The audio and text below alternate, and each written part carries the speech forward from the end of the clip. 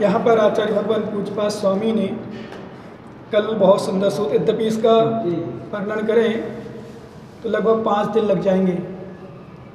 द्रव्य परावर्तन, क्षेत्र परावर्तन, काल परावर्तन, भाव परिवर्तन, भाव परावर्तन, इनको पंच परावर्तन कहते हैं, पंच परिवर्तन भी कहते हैं।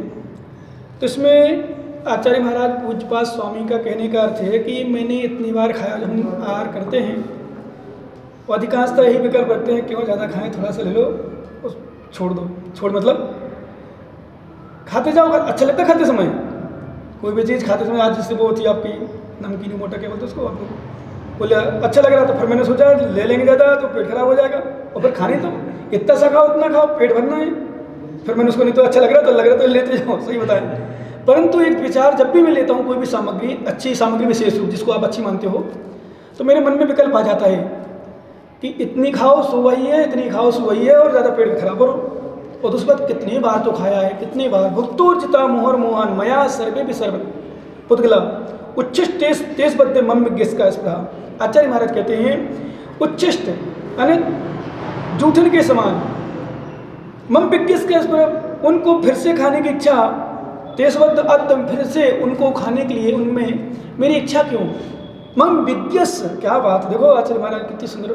मम विज्ञस, मुझ ज्ञानी का, यानी ज्ञानी लोग खाने की इच्छा नहीं करते हैं, ज्ञानी लोग छोड़ने की इच्छा करते हैं। खाते तो सिर्फ इसलिए हैं कि चलाना है जीवन, साधना करना है। क्योंकि हमारे आचार्य महाराज पट्टकेर स्वामी ने आहार के कारण बताए, बेअण बज्जा बच्चम क्रिया ठाणाय संमठाय तदपाण धम्म चिंता कुज्जा एदिम आहारम। आचार्य महाराज ने कहा मुनिराज विशेष रूप से वेदना के समन के लिए आहार करते हैं। वेदना समन क्योंकि क्षुधा वेदनी, क्योंकि शास्त्रों में लिखा कि क्षुधा समम नास्ति शरीर वेदनम, शरीर की वेदना क्षुधा के समान कोई वेदना नहीं है। क्या?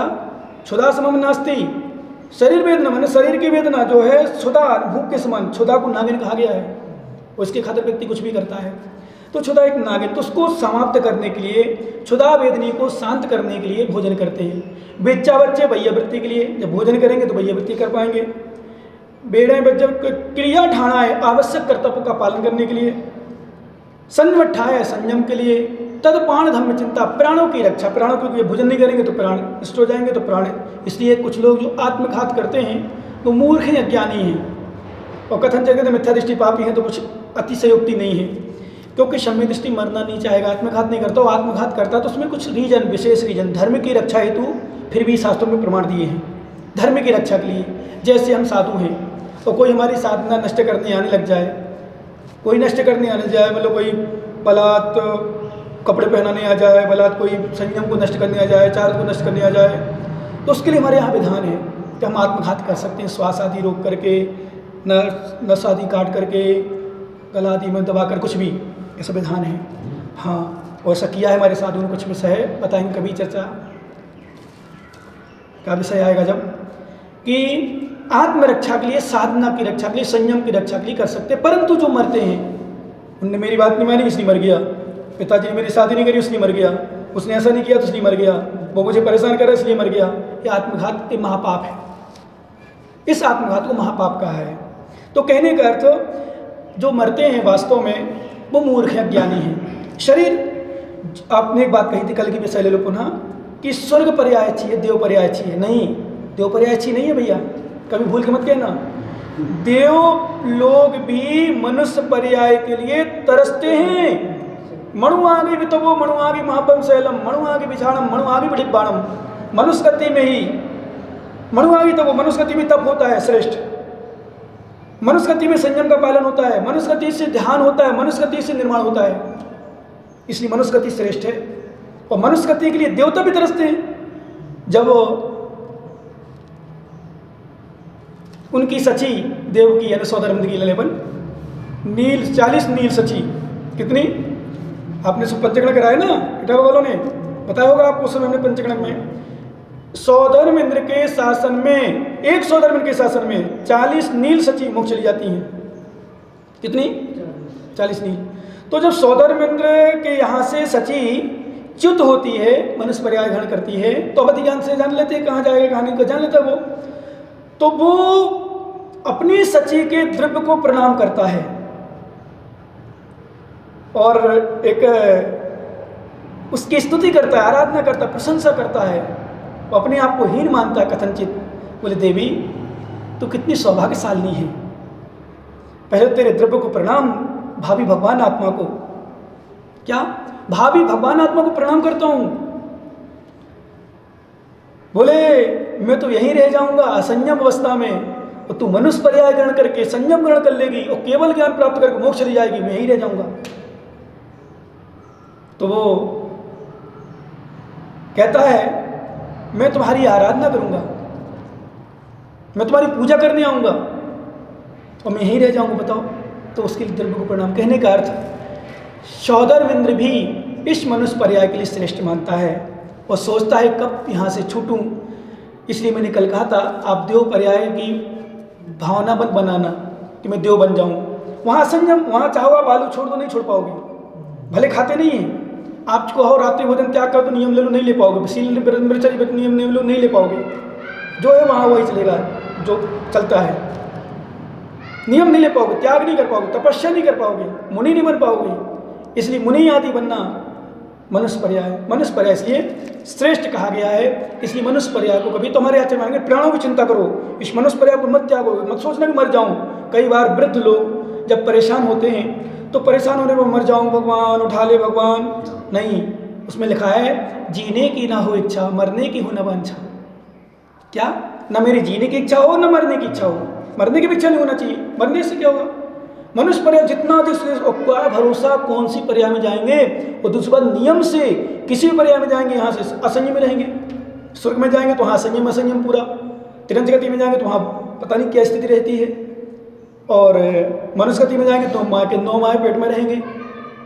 अब क्या बचा, 4 गति के अलावा कोई गति है नहीं।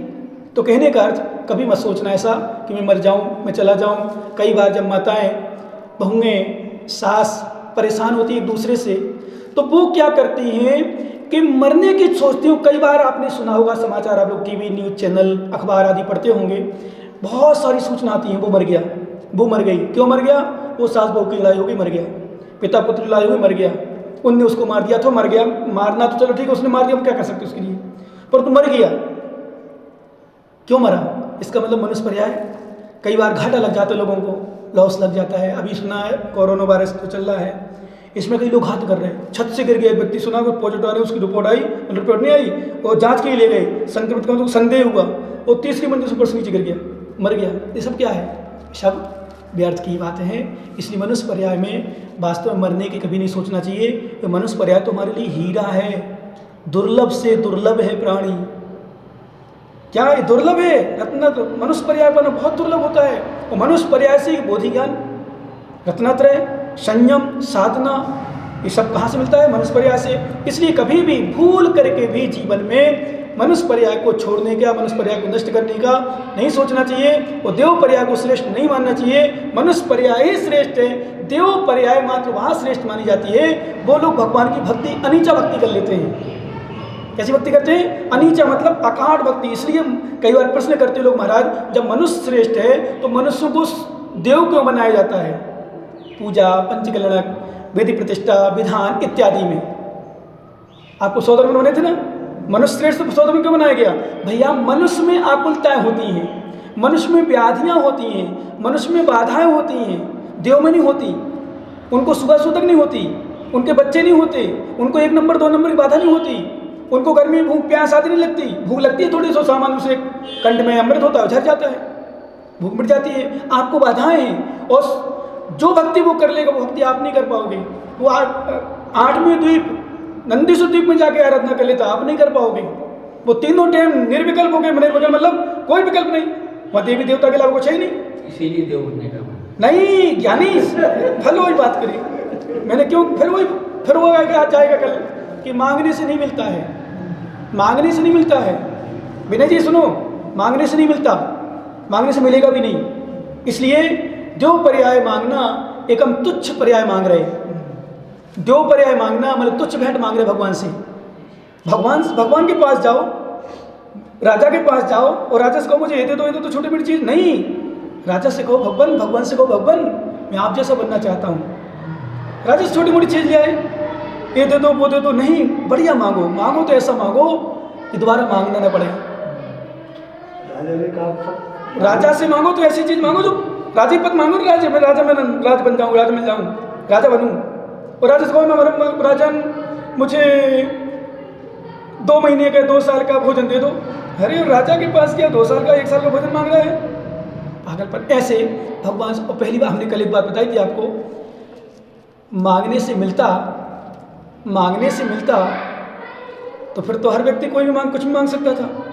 और दूसरी बात हमें दिया था दृष्टांत, आपके बैंक में 5 लाख रुपए हैं, 5 लाख के नीचे तो आपको मिल जाएंगे एटीएम कार्ड से या वैसे मांगो तो मैनेजर से, परंतु आप कहो 5.25 लाख दे दो, 6 लाख दे दो, मिलेगा क्या?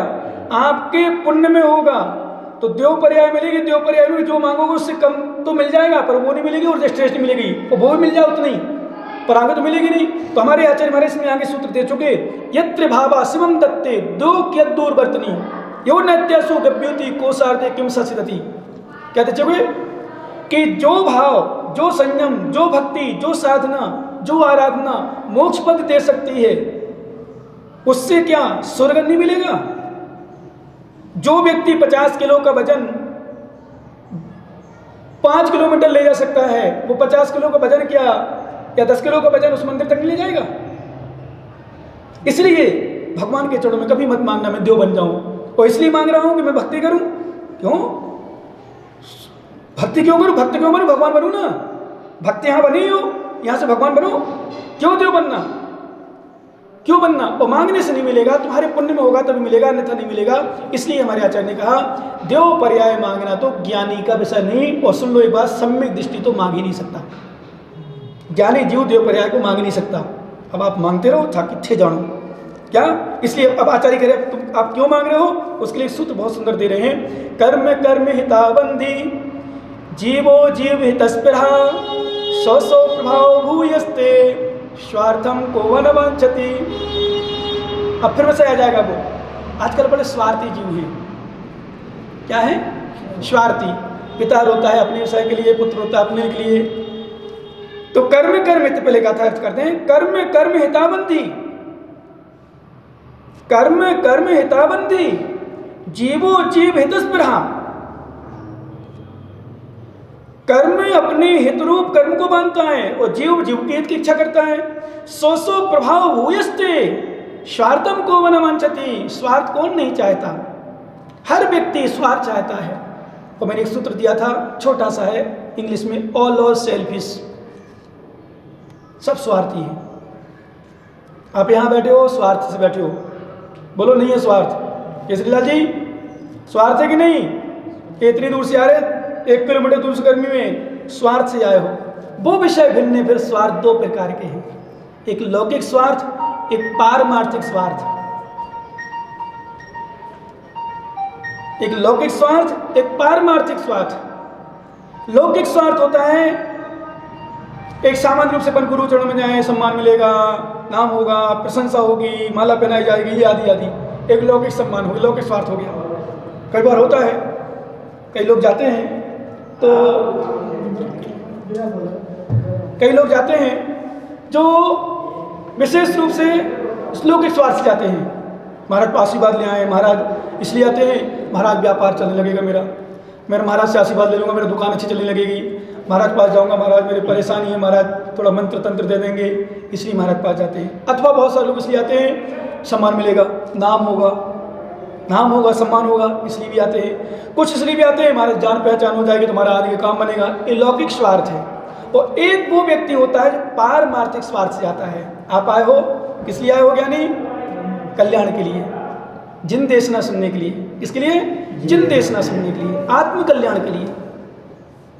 यदि आत्म कल्याण की दृष्टि से आए हो, जिन देशना सुनने आए हो, प्रवचन सुनने की दृष्टि से आए हो, गुरु भक्ति करने के लिए आए हो, आत्म कल्याण की भावना से आए हो, तो समझो पारमार्थिक स्वार्थ है। इस स्वार्थ तो, लेकिन सभी स्वार्थी हैं। हम भी आपको प्रवचन कर रहे हैं तो भी स्वार्थ हमारा आपका कल्याण हो, और इसमें हमारा भी कल्याण हो। क्या? और कई बार बहुत सारे स्वार्थ में व्यक्ति, और एक स्वार्थ जो लौकिक स्वार्थ होता है वो बहुत घातक है। जैसे कल बताया था ना, कितने स्वार्थी, बच्चों के लिए सब कुछ किया। एक हमने एक बार बताया था, 5 कल ही बताया था, उसके बाद आप प्रवचन के बाद 5,000 करोड़ का मालिक किराए के मकान में रह रहा है। स्वार्थ नहीं तो क्या है। आपने कल बताया था जब वो बच्चे वाला दृष्टांत, मुझे लगा वास्तव में सब जगह देना चाहिए और सच में ऐसे ही करना चाहिए। ध्यान रखना भैया, ऐसे ही करना कि जब दोनों बच्चे बड़े हो गए, शादी हो गई और तीर्थ बंदना में या कहीं घूमने गए, पिताजी को छोड़कर पिताजी बोले बेटा मुझे कौन खिलाएगा पिलाएगा। ध्यान रखना, सुन लेना अच्छे से। कह अब क्या करो, तुम नहीं कर पाओ कुछ, क्योंकि तुम्हारे पास कुछ है ही नहीं। जिसके पास होगा वही कर पाएगा। उसके पास था, दिल्ली वाले के पास उसने कर लिया। तो उसने कहा पिताजी आप अपने हिसाब से देख लेना। बोले ठीक बेटा जाओ। बेटे गए, मतलब ध्यान देना भैया, आप सभी लोग सुनना ध्यान से। मतलब बेटे से जब कहा पिताजी ने कि बेटा मेरी देखभाल कौन करेगा, मुझे भोजन कौन कराएगा। बोले बेटा पिताजी अपने हिसाब से देख लेना। बेटे वहाँ गए, उसने मकान बेच दिया। मकान बेचने के बाद बोल दिया भैया जो इसको खरीदा जिसने, बोले तोड़ के अपना दूसरा बनाना, सस्ता दे रहा हूँ। पैसा खरीद लिए और दोनों के लिए दोनों एक बिल्डिंग एक फ्लैट ले लिया किराए से, और वो अपने स्वयं किराए के मकान में कहीं रहने लगा। बढ़िया मस्त पैसा अपने हाथ में आ ही गया। और जब दोनों बेटे आए, मकान देखा, मकान तो है नहीं। पिताजी के पास देखा, पिताजी कहाँ है, पिताजी पता किया, पिताजी के पास, पिताजी हम लोगों के लिए, बोले आपके लिए बेटा फ्लैट कर दिया, किराए से कर दिया, बाकी आप लोग देख लेना। टिट फॉर टैट, इसको कहते हैं टिट फॉर टैट। ऐसे ही होना चाहिए वास्तव में, ऐसे लोगों के लिए ऐसे होना चाहिए। आजकल यद्यपि मैंने सुना है सरकार ने बहुत अच्छे कानून बनाए हैं पिताओं को ध्यान रखते हुए, माताओं को ध्यान रखते हुए, इसलिए आपको चिंता नहीं करने की आवश्यकता नहीं है। यदि कोई बेटा अपने पिता को बाहर निकालता है घर से, तो पिता कोर्ट में जा सकता है, अपना हक मांग सकता है। हक नहीं मांग सकता, उस बेटे को लात मार के बाहर निकाल सकता है। सुन लो कान खोल के। क्या यदि बेटा कहे कि नहीं मेरा है, तो भले वो रह रहा हो, उसने कुछ सब कुछ किया हो, लेकिन वर्तमान में पिताजी के हाथ में है। उसको जो पुरखों से जो चली आई जमीन मकान यदि हो ना, तो आप कह सकते हो मेरा है। और बेटे को आप लात मार के निकाल सकते हो। लात मार के मतलब एक भगा सकते हो बाहर। ऐसा कानून बना है, सुना है। अब वो अलग विषय है कि कितना अपन पास हो पाते हैं, कितना अपन सेटिंग कर पाते हैं, क्योंकि कानून बनने के बाद भी पर वकीलों से, जज से, और ये सेटिंग बड़ी समस्या है। कई बार न्याय का अन्याय हो जाता है, अन्याय का न्याय हो जाता है। समझ रहे ना कहने का अर्थ? अपराधी निरपराधी हो जाता है और निरपराधी अपराधी हो जाता है। वो आजकल व्यक्ति के तर्क, व्यक्ति का ज्ञान, व्यक्तियों की बुद्धि, व्यक्तियों का सपोर्ट, व्यक्तियों का नोट, व्यक्तियों की पहचान कुछ भी कर सकती है।